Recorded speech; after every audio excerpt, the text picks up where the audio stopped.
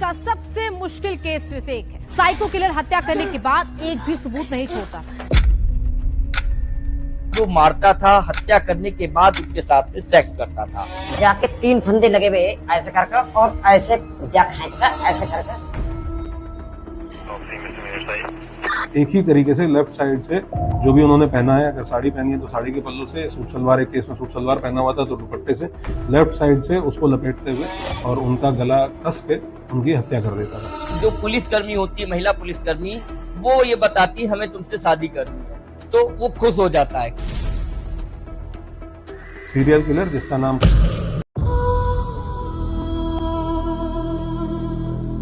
UP के serial killer में आज एक ऐसे सीरियल किलर की कहानी जो मर्डर के लिए हमेशा अपने शिकार की गर्दन में लेफ्ट साइड गांठ लगाता था। हत्या के बाद निशानी के तौर पर महिलाओं की चूड़ी और बिंदी साथ ले जाता था।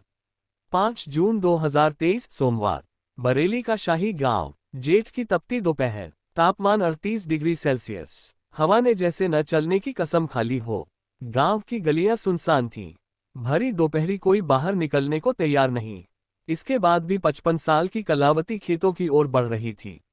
उसके सिर पर पड़ा पल्लू पसीने से भीगा था। कलावती तेज कदमों से चल रही थी। पीछे से एक आवाज आई, जैसे कोई उसका पीछा कर रहा हो। भाभी, कहाँ जा रही हो? कलावती पलटी, देखा, उसके सामने 30 या 32 साल का एक भेंगा युवक खड़ा था। उसकी मुस्कान में कुछ अजीब था, जैसे भीतर छिपा जानवर बाहर झांक रहा हो। वेस्टर्न यूपी वाली कलावती ने कड़क आवाज में जवाब दिया, तेरे से मतलब? युवक ने धीरे से हंसते हुए कहा, अरे भाभी, बस इतना कह रहा हूं। तुम बहुत खूबसूरत हो। जा रहा है कि गाली खाएगा? कलावती ने तल्खी से जवाब दिया। उसने अपनी चाल और तेज कर दी। वो निडर दिखने की कोशिश कर रही थी, पर सांसें तेज हो चली थीं। युवक पीछे पीछे चलने लगा। अरे, नाराज क्यों होती हो? सुनो तो, तुम सच में बहुत सुंदर हो। कलावती ने हिम्मत जुटाई और पलटकर चिल्लाई, नासपीटे, तू जाता है या मार खाएगा? वो तेजी से चल रही थी। गन्ने के खेत अब नजदीक थे। युवक और करीब आया। धीरे से लेकिन जहरीली मुस्कान के साथ बोला, करोगी मेरे साथ? ये सुनते ही कलावती का गुस्सा फूट पड़ा। वो पलटी और चीखी, तू चप्पल खाए बगैर मानेगा नहीं। इससे पहले कलावती चप्पल उठाती, युवक ने झटके से उसका हाथ पकड़ लिया। छोड़! कलावती चीखी, लेकिन उसकी आवाज सुनसान खेत में गूंजकर खामोश हो गई। युवक उसे खींचकर गन्ने के खेतों में ले गया। कलावती कुछ समझ पाती इससे पहले उसने कलावती की साड़ी का पल्लू खींचकर गले में लपेटा और पूरी ताकत से कस दिया। कलावती की सांसें थम गईं। उसकी आंखें खुली की खुली रह गईं। दरिंदा यही नहीं रुका, उसने लाश के साथ घिनौनी हरकत की। अपना काम खत्म करने के बाद उसने कलावती की लाश को देखकर गंदी गाली दी, फिर मुस्कुराया, बोला, मुझे मना करती है? इतना कहकर लाश से नथनी, कान की बालियां और गले का हार उतारकर जेब में रखा और चलता बना। शाम 4 बजे के करीब धूप थोड़ी नरम पड़ चुकी थी। खेतों में काम करने वाले मजदूर आए। तभी एक मजदूर की नजर गन्ने के खेत में पड़ी। उसने देखा एक औरत की लाश, कपड़े बिखरे हुए, चेहरा नीला पड़ चुका था। अरे, ये तो कलावती है। उसकी आवाज सुनकर आसपास के लोग दौड़े आए। गांव में हल्ला मच गया। किसी ने फोन उठाया और पुलिस को खबर की। थोड़ी ही देर में पुलिस की जीप खेतों की पगडंडी पर पहुंची। पुलिस ने मौके का मुआयना किया। गन्ने के खेत में टूटी हुई चूड़ियां, एक पुरानी चप्पल और मिट्टी में कुछ धुंधले से निशान मिले। केस दर्ज कर जांच शुरू कर दी गई। पुलिस ने खूब जोर लगाया, लेकिन कोई सुराग नहीं मिला। पुलिस कातिल को खोजती। इससे पहले ही 19 जून को खेत में काम कर रही 40 साल की धनवती की ठीक इसी तरह से गला दबाकर हत्या कर दी गई थी। इसके बाद 22 जून, 30 जून, 23 अगस्त को भी इसी पैटर्न में महिलाओं की हत्याएं हुईं। बरेली देहात के शाही थाना क्षेत्र के गांवों में खौफ का माहौल था, खासकर उन महिलाओं में जो खेतों पर काम करने जाती थीं। लोग इतने डरे हुए थे कि अपनी औरतों को अकेले बाहर नहीं जाने देते थे। यहां तक कि ब्याह शादी में भी भेजना बंद कर दिया था। पुलिस भी घूम घूम कर लोगों से कहती थी कि महिलाएं अकेले घर से बाहर न निकले। पुलिस ने हर तरीका अपना लिया था, लेकिन हत्याएं रुकने का नाम नहीं ले रही थीं। तत्कालीन एसएसपी घुले सुशील चंद्रभान ने 2200 सीसीटीवी की फुटेज निकालकर जांच करवाई। किलर को पकड़ने के लिए 600 नए कैमरे भी लगाए गए।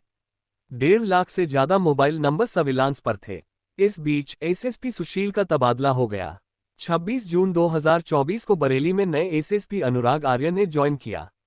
अनुराग के सामने सबसे बड़ी चुनौती इन केसों को सॉल्व करने की थी।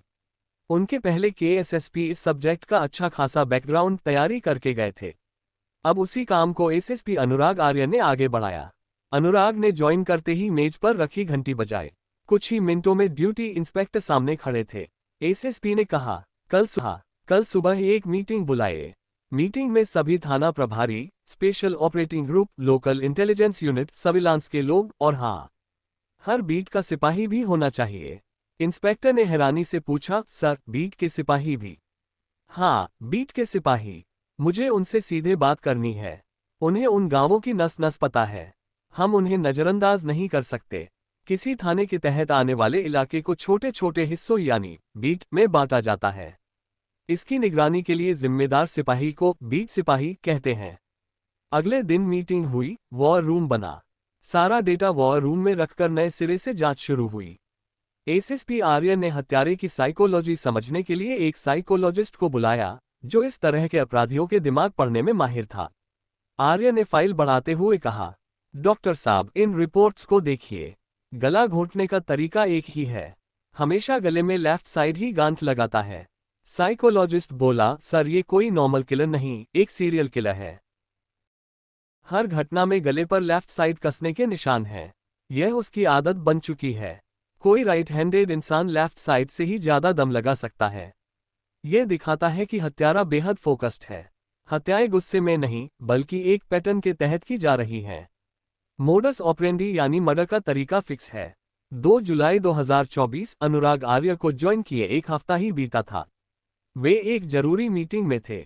बाहर बारिश हो रही थी। शाम 7 बजे फोन बजा। उधर से आवाज आई, सर, खेतों में एक और लाश। बिल्कुल उसी तरीके से अनुराग आर्य की तैनाती के बाद सीरियल किलर की यह पहली हरकत थी। वे तुरंत मौके पर पहुंचे। कोबुजिया जागीर गांव में गन्ने के खेत में मजदूरों ने एक लाश देखी। 45 साल की अनीता अस्त व्यस्त हालत में पड़ी थी। अनीता अपने मायके फतेहगंज पश्चिमी से ससुराल लौट रही थी। एसएसपी अनुराग ने थाना प्रभारी से पूछा, मामला क्या है? थाना प्रभारी ने कहा, मृतका का नाम अनीता है, मायके से घर लौट रही थी। एसएसपी ने लाश की ओर देखा, मोडस ऑपरेंडी क्या है? थाना प्रभारी ने हिचकिचाते हुए कहा, सर, गला दबाकर मारा गया है। शायद लूट का मामला है। लूट? एसएसपी ने आंखें सिकोड़ते हुए कहा, यह कहने की कोई वजह है तुम्हारे पास? थाना प्रभारी ने कहा, जी सर, पता चला है कि फतेहगंज पश्चिमी की एक बैंक में अनीता का अकाउंट है। कुछ रकम फिक्स डिपॉजिट में है। ये कुछ महीनों में बैंक जाया करती थी। हो सकता है कि इसने बैंक जाकर रुपए निकाले हों और उन्हीं रुपए की खातिर इसकी हत्या की गई हो। खबर नेशनल मीडिया में फैल गई थी कि हत्यारे ने पौज लेकर फिर एक महिला को निशाना बनाया है। प्रेशर बढ़ता देख डीजी रमित शर्मा और आईजी राकेश कुमार भी मौके पर पहुंच गए। एसएसपी की टेंशन बढ़ गई। 300 पुलिसकर्मी, स्पेशल ऑपरेशन ग्रुप और लोकल इंटेलिजेंस यूनिट की टीमें तैनात की गईं। ड्रोन कैमरों और नावों से नदी किनारों की निगरानी शुरू हुई। शक के आधार पर पुलिस ने 150 जगहों पर दबिश दी, 1500 सीसीटीवी फुटेज खंगाले, लेकिन हत्यारा शातिर था। न वो मोबाइल इस्तेमाल करता, न एक जगह टिकता। सारी कोशिशें एक बार फिर नाकाम रहीं। शाही के आसपास के सभी गांवों में पुलिस लोगों को रोक रोक कर पूछताछ कर रही थी। सभी के आधार कार्ड और आईडी कार्ड चेक किए जा रहे थे। अब पुलिस गश्त से निकलकर खेतों में मजदूर बनकर काम करने लगी। महिला पुलिसकर्मियों को सीधे पल्ले की साड़ी और रिटायरमेंट के करीब पुरुष पुलिस वालों को कुर्ता पायजामा या धोती कुर्ता पहनकर खेतों में काम करने के लिए लगाया गया, ताकि सब असली लगे। मैदानी पुलिस वालों को बॉडी कैमरे दिए गए। उनसे हर संदिग्ध पर नजर रखने को कहा गया। लगातार निगरानी के बाद कुछ संदिग्धों के स्केच बने, पोस्टर बने, लिखा गया कि सूचना देने वाले का नाम सीक्रेट रहेगा। फिर भी कुछ पता नहीं चला। बीट के सिपाही सादे कपड़ों में खेतों में घूम रहे थे, गांव वालों से बातचीत कर रहे थे। एक दिन एक सिपाही ने एसएसपी को फोन पर खबर दी, सर, एक आदमी है जो अक्सर इन खेतों में घूमता है, महिलाओं से बात करता है। हम उसे 2-3 दिन से देख रहे हैं। उसे यहाँ के रास्ते भी पता हैं। एसएसपी ने कहा, तुरंत बॉडी कैमरा ऑन करके वीडियो बनाओ। 7 अगस्त 2025 की शाम एक टिप ने पुलिस को चौंका दिया। शाही में छोटे से मंदिर के पास एक शख्स देखा गया। इसका चेहरा स्केच से मिलता जुलता था। हाव भाव से कुछ सिरफिरा सा लग रहा था। 4 सिपाही सरफराज, उत्तम कुमार, शेखर वर्मा और अमित चौधरी सादी वर्दी में उसकी तलाश में निकले। उसके दिखते ही वे पास पहुंचे और मेल जोल बढ़ाने के लिए बातचीत शुरू की। सबसे पहले सरफराज ने बात शुरू की। सरफराज, भैया चाय पियोगे? अजनबी, पीऊंगा, चीनी कम। उत्तम, नाम क्या है आपका? अजनबी, कुलदीप। शेखर, पूरा नाम? अजनबी, कुलदीप गंगवार। अमित, कहाँ रहता हो? कुलदीप, पास में ही, कभी रिश्तेदारी में ठहर जाता हूँ। सरफराज, काम धंधा? कुलदीप, अभी कुछ खास नहीं, गांव में ही था, घूम रहा था। उत्तम, घबराए हुए लग रहे हो, डरने की जरूरत नहीं है हमसे। कुलदीप, घबराया नहीं हूँ भैया। अमित, कुलदीप, विवाह हो गया? विवाह? कुलदीप, हाँ हुई थी, पर बीवी सही नहीं थी, छोड़कर चली गई, दूसरी शादी करनी है। कोई लड़की हो तो बताओ। शेखर ने मोबाइल में एक महिला सिपाही की सादे कपड़ों में फोटो दिखाए। कुलदीप, कौन है? शेखर, हमारी पहचान की है, पसंद हो तो बात करें। कुलदीप हंसकर, हाँ भैया करवा दो। शेखर, अरे ये तो कुछ नहीं है, अगर तुम चाहो तो हम 2-3 लड़कियों से तुम्हें फेस टू फेस मिला देंगे, लेकिन साथ चलना पड़ेगा। कुलदीप, कहाँ? शेखर, अरे बस यहीं थाने पर, वो हमारे जानने वाली है, वहीं काम करती है, तुम देख लेना, जो पसंद आए बता देना। चारों पुलिस वाले कुलदीप को शादी का लालच देकर शाही थाने ले आए और बातों ही बातों में उससे पूछता करने लगे। इस बार सिपाही उत्तम ने सबसे कुलदीप से कहा, देखो भैया कुलदीप, सच बताओगे तो ही बात आगे बढ़ेगी। कुलदीप, ठीक है भैया पूछो। अमित चौधरी, तुम में दम वम है कि ना?